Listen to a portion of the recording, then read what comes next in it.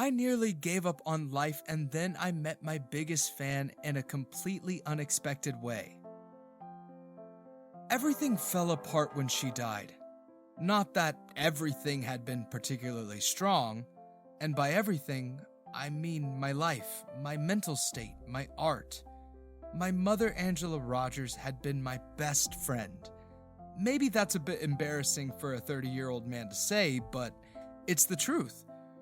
Never knew my dad, nor did I have any siblings. It was just mom and me for as long as I could remember, even when I eventually moved out, even when she moved in with me after she fell sick. I've loved art for my entire life. I picked it up as a kid and found that I had a knack for it. I've been drawing ever since, and my mother had been my primary muse. I had always been a sad kid too. It would be years before I learned that it wasn't normal to feel like you had a wet, heavy blanket constantly weighing you down. I posted my art online and over the years cultivated a bit of a following. I had about 7,000 followers on Instagram, and everything I posted got an average of a couple hundred likes, with the occasional one blowing up and getting numbers in the thousands. Even then, I noticed something, or rather, someone. I noticed them years ago. No matter what I posted, they were always one of the first people to like, and they had been liking and commenting for my art since the very first post I made when I had been in my early 20s. They hadn't missed a single post yet. Silly Panda 404 was the username. A rather goofy username, but it was one I'd come to appreciate. I guess one could say they were my biggest fan. As soon as I opened up an account that let people support me with money, Silly Panda 404 became my biggest and most frequent benefactor. It felt like they had a chunk of their paycheck set aside just to support me. On my worst days, this was one of my biggest motivations. And for a while, things were great. I supported mom however I could, I shared my art whenever I could, and I made money off donations and commissions. I wasn't super well off or anything, but I certainly wasn't a starving artist. And then mom died, and then all fell apart. The mental health issues I had been ignoring mixed with my fresh grief like some kind of sick, painful cocktail. I became a ghost of myself. I had no motivation to paint or draw, which was of course disastrous for me, seeing as this was my source of income. I missed my rent payments. I did have money saved off I could use to pay it off, but what would be the point? I didn't want to do anything at all. I curled into myself and shut out the world. I made a post on my social media explaining that I had just suffered a loss and then disappeared. I got a PM at some point from Silly Panda 404. They'd sent me other messages over the years, mostly them expressing their admiration for me, to which I would reply with a polite thank you. This time, however, they were asking if I was okay. I was not, of course, but I wasn't in the mood to vent to a random person I barely knew. I ignored the message, switched my phone off, and rolled over in bed to continue sleeping. I continued in this fashion for about 6 months. And then, like a light bulb coming on in a dark room, I had a single thought one day. Your mother wouldn't want this for you, Asher. She wouldn't. I knew it was the truth. I wanted to give up on life entirely. I wanted to stop living entirely. But there had been something stopping me from going that far. It was now what it was. Mom wouldn't want me to do that. If she were alive, she would hate to see what my life had become. I sat up in bed. I barely left my room, except when I needed to eat and use the bathroom. My landlord hadn't bothered me that much for the first couple of months, likely because he knew what had happened, but I knew it was only a matter of time before his compassion ran out.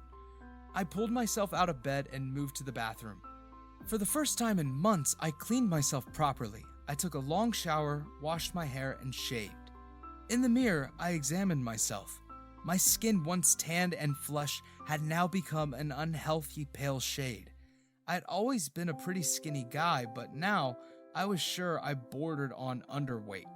I hadn't cut my blonde hair in so long that it now fell past my chin. I narrowed my eyes slightly. I'd avoided looking in the mirror, and with my hair longer, the reason was more apparent. My dark blue eyes, my straight nose, my prominent Cupid's bow, and full lips, all I could see was my mother's face. I felt a stab of pain. Quickly, I turned away from the mirror and slunk out of the bathroom. I sighed and looked around the messy bedroom. Eventually, my gaze fell on the door. It was shut, but I knew that across the hall was the door to the room my mother had died in. First things first, I needed to get out of this apartment. 3 weeks later. I stepped into my new home. The place was rather barren and smaller than my last place. There was barely any room for my art supplies. I had moved to a completely different city too. This was one quieter than what I was used to, but I welcomed that. I knew I would have to start making my art again. It was either that or get a regular job, which I did not want to do. But after spending money on some furniture, my savings were very quickly running dry. After a week of settling in, I opened up my sketchbook and tried to draw something for the first time. And then I shut it again, because I was immediately bombarded with sketches of my mother. I cursed myself for being such a mama's boy and stood up. I needed new art supplies again, but where could I get them in this new city? I opened my phone and asked Google. Google gave me an address in return. Penn's Haven. Kind of a silly name, but the photos looked promising. Plus, it was within walking distance. I got dressed and headed out, using maps as my guide. In a couple of minutes, I found the place. It had the familiar smell most art shops had, which was comforting.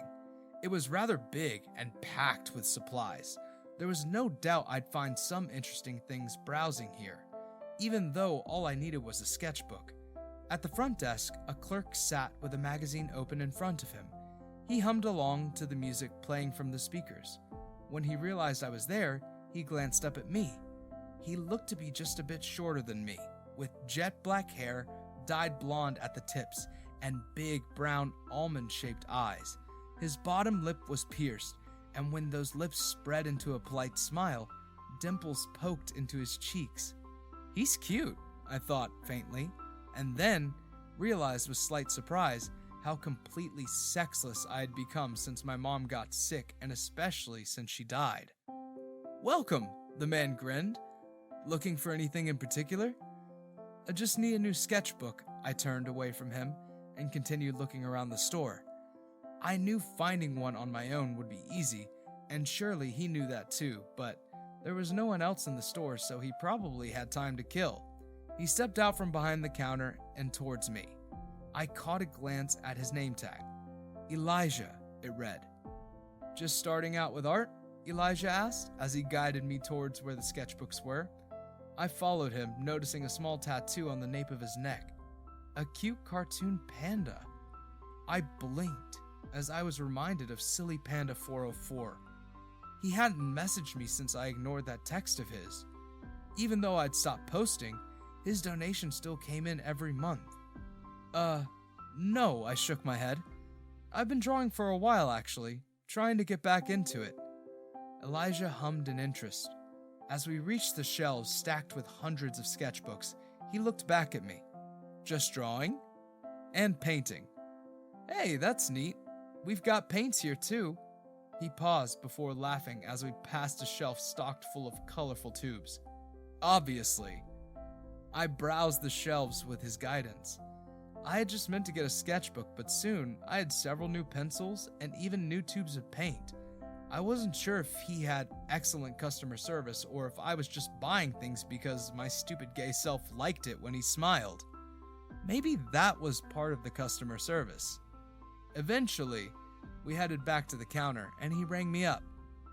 "Do you share your art anywhere?" he asked me, his voice pleasant. He looked happy, but of course he would be. He just put a dent in my pockets. I didn't mind though. "Insta," I hesitated. "It's been ages since I last posted anything though." "Really?" His eyes lit up. "You've got to give me your handle. I want to see what you'll create with what you got from my store." He bagged up all my stuff and pulled out his phone. He was serious. Well, why not? It would be nice to gain another fan after all this time. At Euphoria Yuri, I responded, grabbing the bag with my things. Elijah froze. He looked up from his phone and back at me, blinking rapidly in surprise. You're Euphoria Yuri? He asked. I raised my brow. He was already a fan? Then I remembered his panda tattoo. My eyes narrowed doubtfully. You're Silly Panda 404, yes! His face broke in a massive grin. Oh my god, it really is you, isn't it?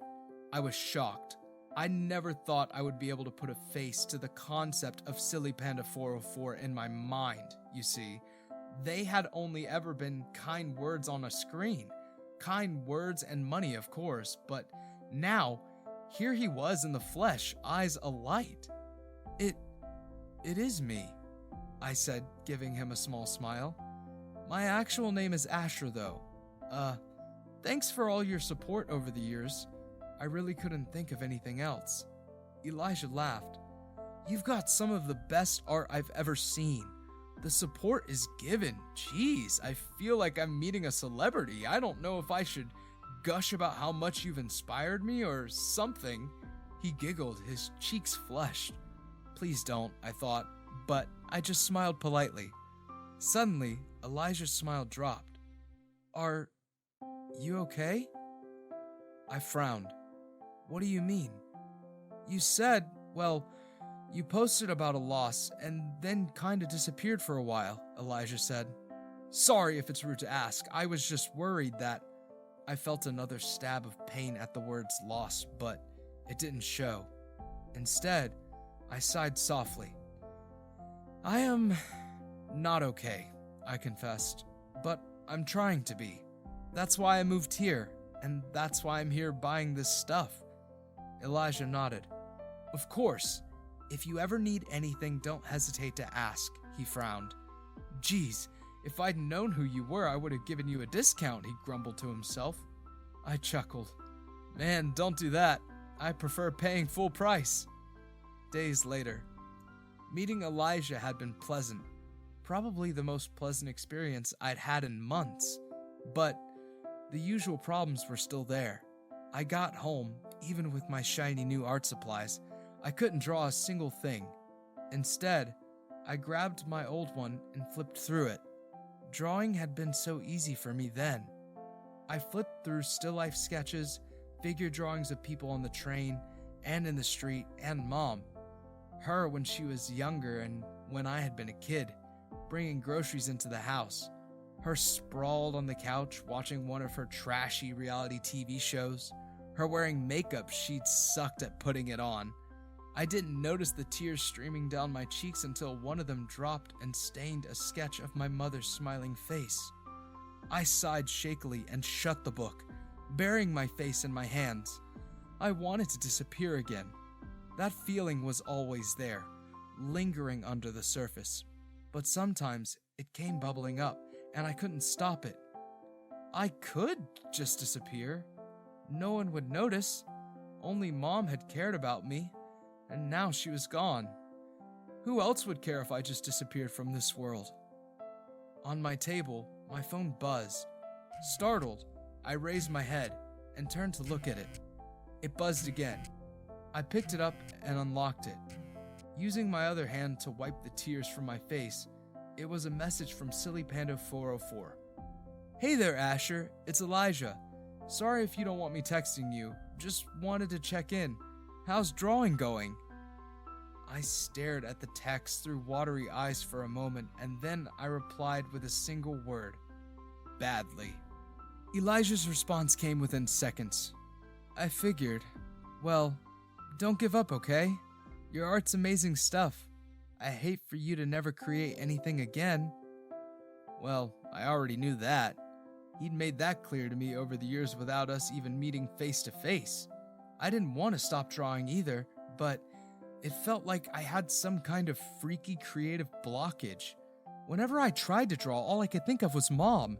She'd been a huge source of inspiration for me, and now, drawing only brought me the pain of remembering her. At the same time, Just quitting drawing felt like a huge disservice to her.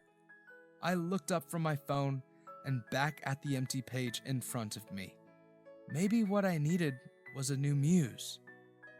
Hey, is it okay if I ask a favor? Sorry if it's sudden, but I might need your help with something after all. I sent the text before I could second guess my idea. Anything. Well, anything within reason. What do you need? Elijah replied. I took a deep sigh before typing up my message. Can we meet somewhere? 20 minutes later, Elijah and I sat side by side on a bench at a nearby park. You want to draw me? Elijah echoed my request. He was shocked, clearly, but I could already see the excitement dancing in his eyes. Yes, I responded. This was the most I had talked to another human being in ages. It almost felt foreign to me. I had to think more carefully about what I was about to say. I have, well, let's just call it final stage art block. I usually fight art block by drawing subjects I find visually interesting. Elijah blinked. You find me visually interesting? Yes. As soon as the word was out of my mouth, I panicked internally. Did that sound like flirting? Elijah smiled bashfully, his cheeks growing rosy. It definitely did, and he seemed to like it. Wait, did he like guys? Was he attracted to me? That would surprise me, considering the fact that I probably looked terrible. I chased those thoughts away. I needed to focus on the matter at hand. Still flushed, Elijah shrugged. I mean, I'd love it if you drew me. I've always wanted to commission you, but I never knew what I wanted you to make me. Well, now I can draw you. I flipped open my new sketchbook and pulled my pencil out of my pocket. Free of charge. Free? Now? Yes, free. And yes, now. Elijah grinned. He looked happy beyond words. Quickly, he adjusted the way he sat, crossing one leg over the other and assuming a pose that frankly looked rather uncomfortable. You might want to sit in a better position, I said gently. This might take a while. What, is this not a good pose? Eagerly, he adjusted his position. Now it looked even worse. I can make a better one. No, it's... I paused to breathe out a laugh. You should sit more comfortably, for your sake. Oh, he smiled sheepishly. Right. After he found a position he could sit in for a long time, I started. This also felt foreign, but I could actually start now, that I had something concrete to focus on. Even when the pain started tugging at my chest, I found it easier to ignore when I focused on accurately depicting the way the streetlights lit up Elijah's eyes with nothing but a charcoal pencil. The way he had his head angled, the slight dip in his cheek where a dimple greeted him, his button nose, and oh, he had a birthmark on his jaw. After 20 minutes, I had something on the page. It was clearly a messy warm-up sketch, but it was the first thing I'd drawn in months. And when I turned the page to Elijah, his face lit up like a candle. Oh my stars, Asher, he gasped, taking the sketchbook from me carefully like it was something precious. He held it up towards the light to get a better look. Oh, this is gorgeous. Really? I laughed. I was worried my skills have regressed.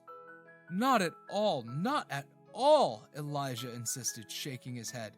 This is gorgeous. Can I take a picture? I nodded, and Elijah eagerly pulled his phone out. As I watched him, I realized something. I remembered why I had started creating art in the first place. I loved knowing that my art had touched someone, had reached into their core and pulled some kind of emotion out of them. As a kid, I had drawn terrible, terrible stick figures of Mom, but she had always been so happy whenever she identified the things that made it clear the stick figure was her. A poorly drawn dress, wonky glasses, brown lines to indicate her hair. She had always smiled so much seeing those drawings. I was struck by how much Elijah's smile reminded me of that. God, I can't stop looking at this. It's amazing. Elijah's words trailed off as he raised his head to look up at me, and his smile morphed into an expression of shock. Asher? Are you okay? I knew what was wrong, but I still reached up and confirmed the wetness on my cheeks. I hadn't even realized. Yeah, I'm fine, I said, my voice low, as I quickly wiped them away with a smile. I just thought of something that made me happy. Months later. Slowly but surely, I worked at the creative block. I drew Elijah often.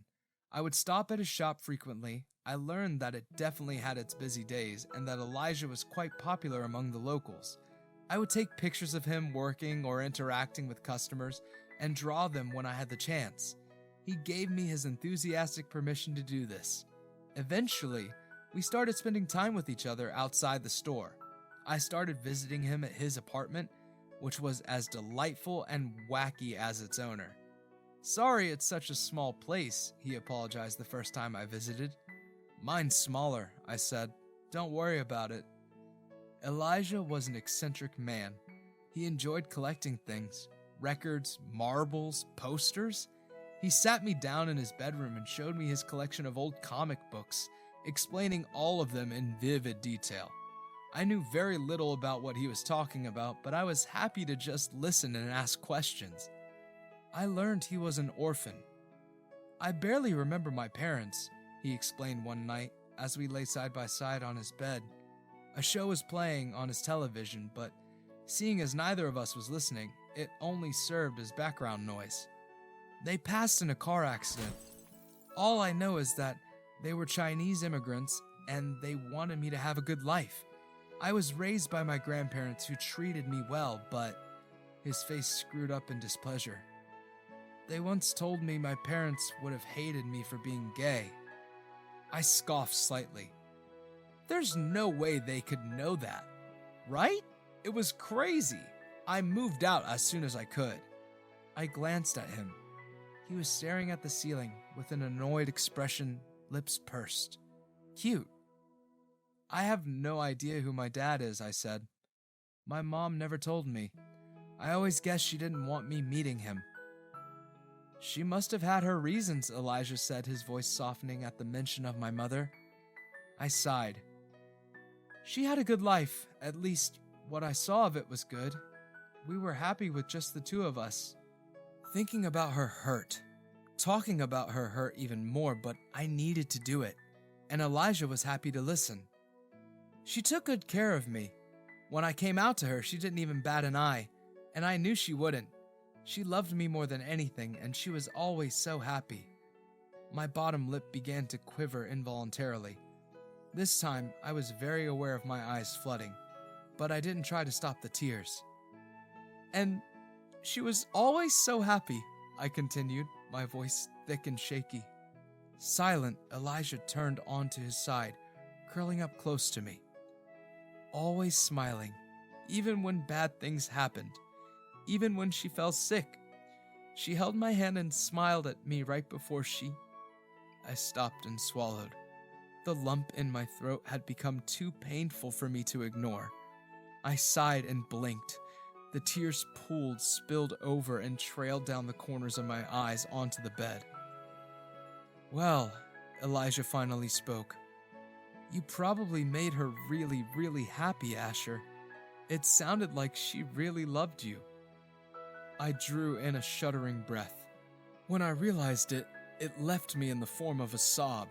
Forgetting anything like embarrassment or shame, I turned over and clung to Elijah, burying my face in his shoulders as I cried.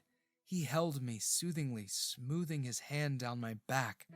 I had bad days, and I had really, really bad days. I had days when I snapped at Elijah. Sometimes he snapped back at me.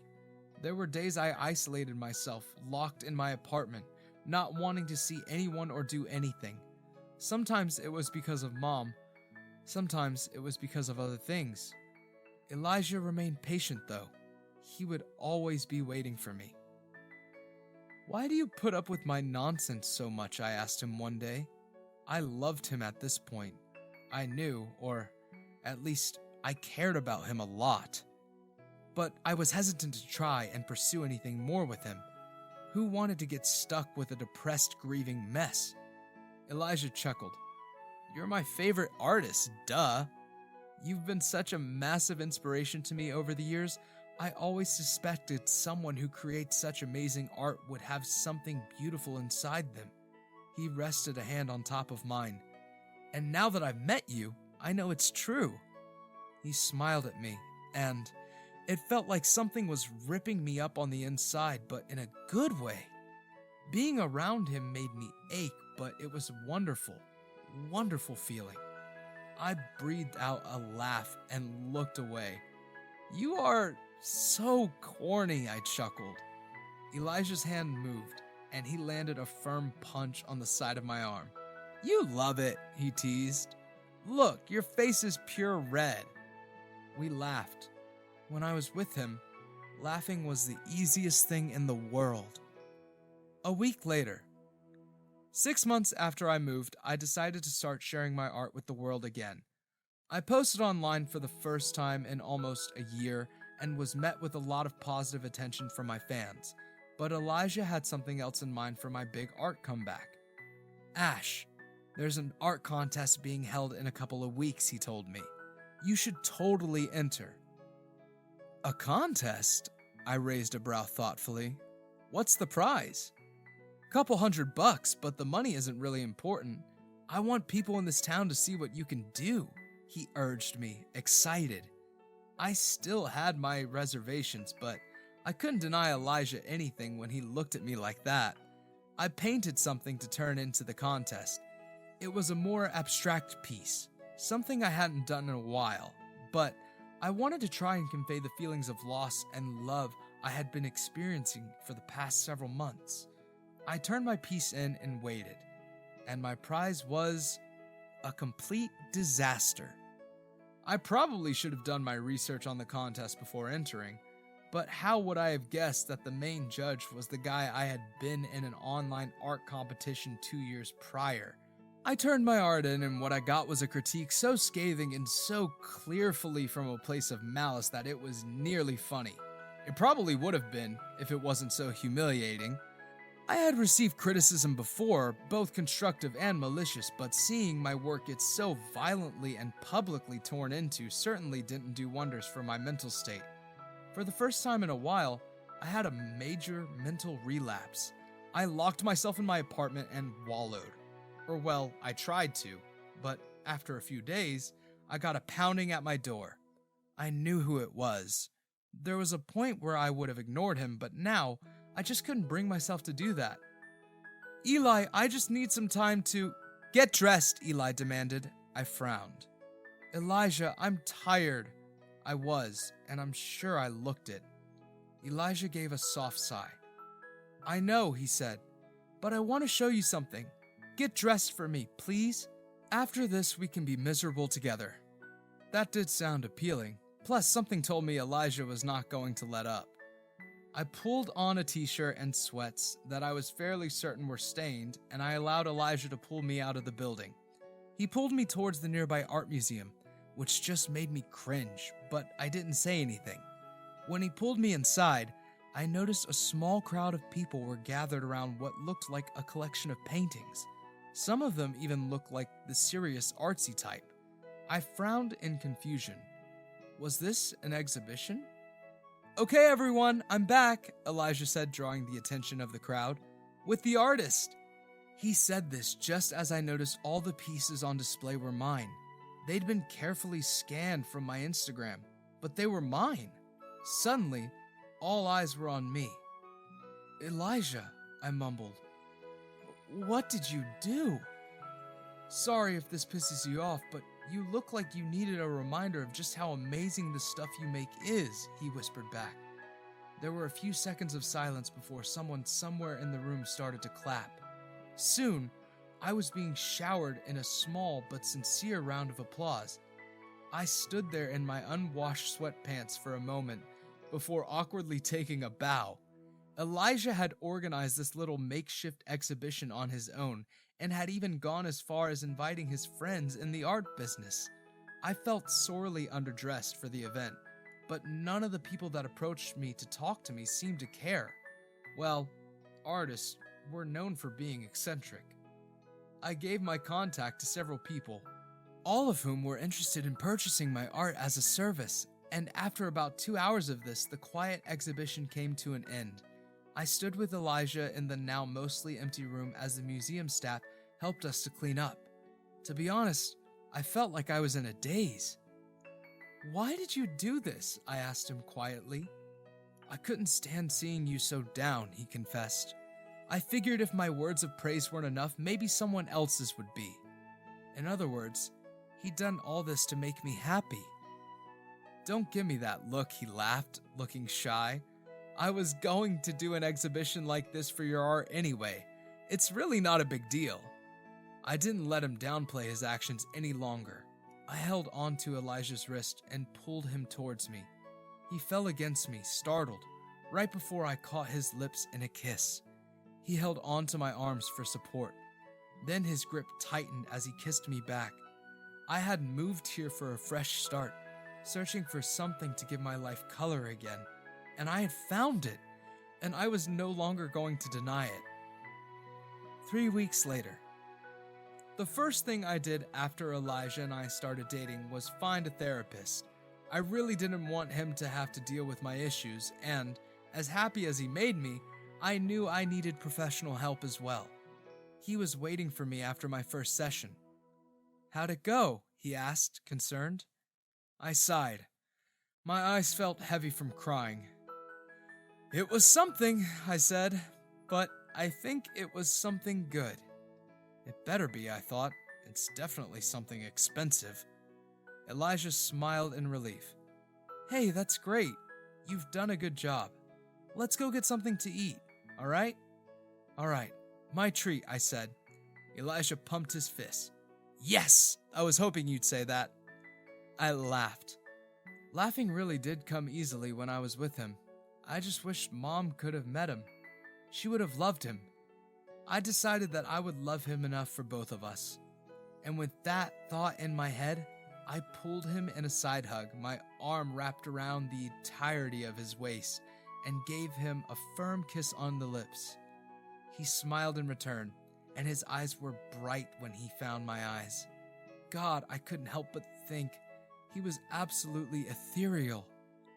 Soon, I was making art full-time again, along with running Penn's Haven with Elijah.